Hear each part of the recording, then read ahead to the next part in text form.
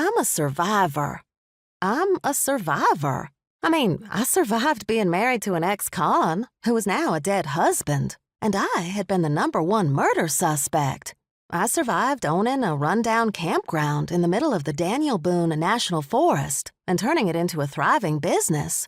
I even got the key to the city once. Granted, the city only consists of a few hundred people, but that's saying something. Getting the key to the city, not the few hundred people. Plus, I survived more situations where I could have been murdered than I can count. Oh, and let's not forget how I survived my husband's mother. That woman was and still is a doozy. Trust me when I say this was the biggest survival of all, getting Dottie Swaggart to like me. It took months of hard work, patience, and maybe a few bribes of turning Happy Trails Campground around so she'd still be the campground manager with an even higher salary. But I did it. I'm a survivor, I whispered, trying to convince myself this was no different than any of those other life-threatening situations. I just needed to get down this hill in one piece.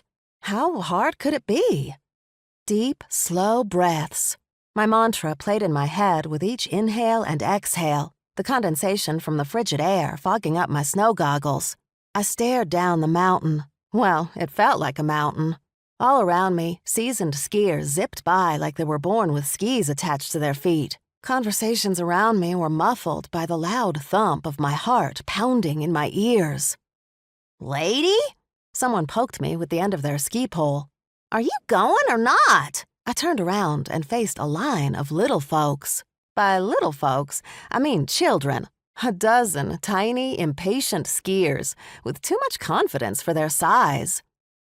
"You've got this, May," said Alvin Dieters, his voice gentle like he was coaxing a nervous deer.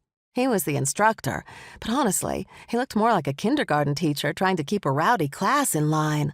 I bit my lip and glanced over his shoulder at the rest of my classmates. All their beady little eyes were fixed on me as they stared through their ski goggles, shifting their weight from one foot to the other in perfect unison. "Can't we just leave her here?" one of the boys muttered. "We are a class. We will have plenty of time to go out on our own," Alvin said firmly, trying to restore order. The little boy, now glaring at me as if I was personally holding up his Olympic career, just huffed.